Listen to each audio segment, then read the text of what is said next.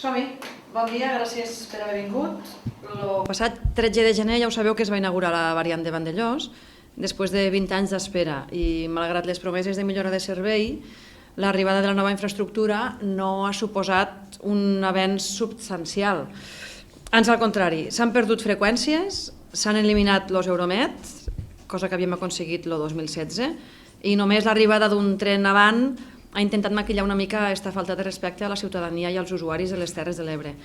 És per això que vam pensar que s'havia de convocar una concentració que va haver de ser aplaçada amb motiu del temporal Glòria, com recordeu, i som aquí per anunciar-vos el nou dia, que serà el diumenge 16 de febrer, a l'estació central de les Terres de l'Ebre, la de l'Aldea, i a les 11 del matí igual. Mantenim el lloc i l'hora i ho passem al 16 de febrer. Davant la provisionalitat d'estos nous horaris, que es van presentar fa 3 setmanes i que en principi estaran vigents fins a l'1 de març, nosaltres pensem que és moment d'incidir-hi encara més, sent que són provisionals, i mobilitzar-nos. Els motius genèrics fa molts anys que mos seguiu i els coneixeu, n'hi ha molts més, però intentem centrar-nos en aquells motius que tenen a veure amb l'obertura de la variant de Vandellòs, d'acord? No hi ha cap nova freqüència de regionals R16, continuen sent 20 trajectes al dia entre Tortosa i Barcelona, 10 per sentit, i en franges horàries que tenen buits de fins a 2 hores i quart a l'Aldea i a Tortosa, de fins a 6 hores a Ulldecona, que es queda amb les 8 freqüències de regionals que ja tenia, i tampoc la R15 veu millorada la seva oferta de serveis i continua tenint buits entre trens de fins a 4 hores. El segon motiu principal és pel que fa a la connexió amb el País Valencià. No hem d'oblidar que som terra de cruïlla i des de l'estació central de l'Ebre continua havent-hi el mateix número de trens. No hem augmentat, tot i millorar la infraestructura. Seguim tenint 20 trens al dia des de l'Aldea, 10 per sentit, cap al sud, 4 regionals i 6 Talgo. En aquesta nova proposta d'horaris, cap tren regional no recupera el temps de trajecte del 2016, que és l'any en què es van començar a aplicar els horaris trampa que incloïen oficialment el retard dins a l'horari. I per tant, ho hem dit alguna vegada, però és que, tot i que sona gros, tenim una infraestructura del segle XXI amb serveis i horaris que són més propis del segle XX. I el quart punt central que fa que ens mobilitzéssim per aquesta qüestió que us dia, recordem, és que l'estació central de l'Aldea passa a tindre de 20 serveis al dia a 17. Abans hi havia 10 regionals per sentit, 6 Talgo per sentit i 4 Euromet només direcció nord. I ara hi ha els mateixos regionals, no han millorat, hi ha els mateixos Talgo, no en tenim més, i en canvi s'han perdut els Euromet.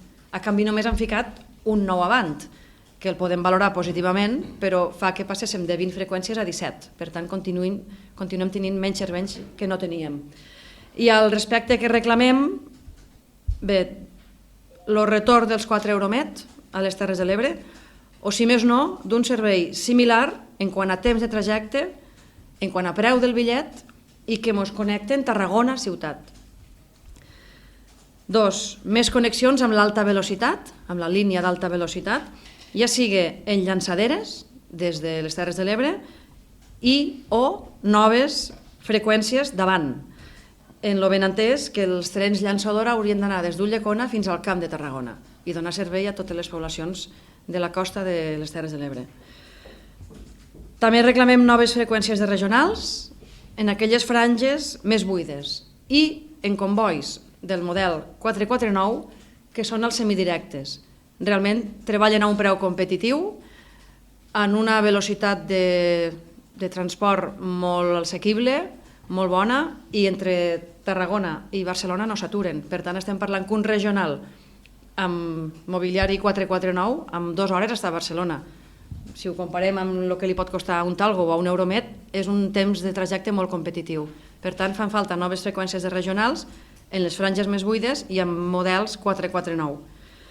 També ens cal una millor connexió amb el País Valencià, especialment amb el Maestrat, i caldria la sincronització d'horaris de busos entre les principals localitats del territori i l'estació central de l'Ebre, que és l'Aldea, en coordinació amb les parades dels diferents trens, sobretot dels Talgo, perquè el concepte llançadera existia amb l'Euromet, però al eliminar-se el tren Euromet, els Talgo continuen sense tindre una connexió directa amb autobusos des de les localitats que podrien anar allí a agafar-lo.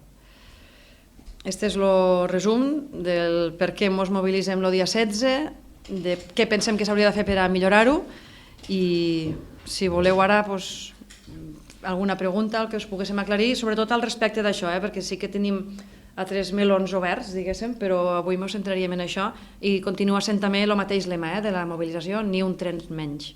Els trens dignes del Maestrat s'han afegit a la mobilització que fem el dia 16, per tant hi haurà representació seva i estem en coordinació, igual de la mateixa manera que estem coordinats amb la plataforma en defensa del ferrocarril, que és del Camp de Tarragona, o la plataforma pel transport públic que treballa a nivell de tot Catalunya. Solem estar coordinats aquesta mena de plataformes, però especialment sí que, com bé dius, en la de trens dignes del Maestrat, per lo que ens uneix històricament i perquè a través d'Ulldecona és la porta d'accés a Vinaròs, Benicarló, etc., estem en contacte amb ells i vindran a la mobilització del dia 16. D'entrada, tant ahir com avui, me sembla que hi ha hagut entre 15 i 20 minuts de retard. Per tant, d'entrada diríem que no ha canviat gaire cosa en aquest sentit. Renfe continua oferint un servei amb retards. És cert que vam dir que tindre connexió des de les Terres de l'Ebre fins al Camp de Tarragona i, per tant, enllaçar amb l'alta velocitat, d'entrada és una bona notícia, però, com comentàvem, ni és suficient ficar un sol avant quan has perdut 4 euromets, perquè continues tenint menys trens que no tenies, i caldria que els avant, igual que la resta de tipus de serveis, però em preguntes pels avant, caldria que els avant tinguessin més fiabilitat, perquè si sobre el paper li costa hora i mitja, però després arriba amb 20 minuts de retard, acaben sent 2 hores menys 10 minuts, que potser un talgo li costa 2 hores. És a dir, estem una mica movent-nos en unes franges de temps de trajecte molt similars, ja sigui si vas per la línia convencional o si vas per la de l'alta velocitat. La valoració és que sí, feia falta este tren, però no n'hi ha prou en este i n'haurien d'haver més i més puntuals. Estem pendents de dia i hora de reunió amb la Secretaria General de Mobilitat, que és el nostre interlocutor vàlid des del moment en què la taula ens va vetar la presència a les seues decisions, i per tant sí que ens han compromès, si no una mica abans, just després de la mobilització, tindrem reunió amb el secretari general, Isidre Gavín, per a veure fins a quin punt les gestions que estan fent des de la Conselleria i la pressió que estem fent nosaltres des de la ciutadania tenen algun tipus de recorregut i es poden materialitzar en alguna millora.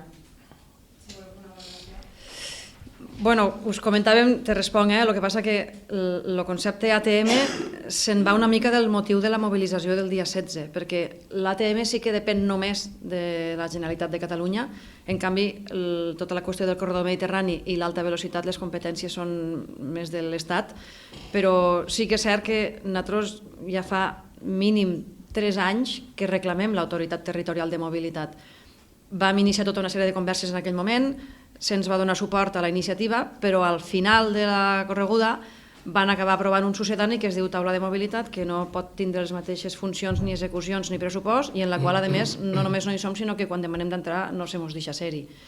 Per tant, benvingudes totes les iniciatives que continuen reclamant un ATM com nosaltres ja fa 3 anys que diem, i a veure si aquesta és la bona. I nosaltres no penséssim que som a temps d'incidir-hi, no ens mobilitzaríem. Realment, l'altra cosa serà quan s'aconseguirà i si el que demanem serà més a curt, a mig o a llarg plaç. Però el que està clar és que si no ens fiquem a caminar ara, les qüestions de llarg plaç no les acabaríem assolint mai.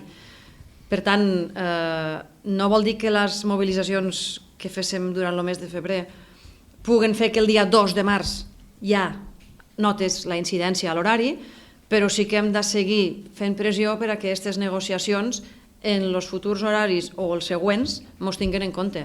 Sí que pensem que realment té incidència. De fet, malgrat que el llistat de greuges és llarg, també si miréssim el que hem aconseguit durant 7 anys, segurament ens faríem més càrrec del que hem arribat a assolir quan semblava que no podríem. Per tant, sí que pensem que este 2020 és bastant decisori a l'hora de la millora de les comunicacions a les Terres de l'Ebre, transport públic en general, però sobretot el tema dels trens i, si no, les connexions també amb la intermodalitat i els autobusos. Pensem que hi som a temps, si no, no ens mouríem. Tampoc nosaltres podem tindre una resposta clara perquè qui hauria de contestar segurament és qui no va permetre que nosaltres entréssim a les reunions corresponents. Ens consta que hi ha gent que estava a favor de que hi anéssim, altra gent que no, i ho va impedir. Les explicacions pensem que les haurien de donar ells. Nosaltres, en tot cas, no només no ens desanima, sinó que ens dona més força i més coratge per seguir negociant, i sí que és cert que va ser un punt d'inflexió en el sentit de generar més desconfiança amb els representants polítics del territori que no s'han ficat les piles. Dit això, tampoc no tots els polítics són iguals. Hi ha gent que està realment treballant des de l'inici, hi ha gent que s'hi ha sumat durant els anys que fa que existim, benvinguts, tothom fa falta, però la nostra interlocució vàlida ara directament és amb la Secretaria General de la Generalitat i fins que no hi hagi un ATM així seguirà sent. L'Aldea... 4 hores a l'R15, 6 hores a Ulldecona i Aldea Tortosa 2 hores i mitja, 2 hores i quart aproximadament.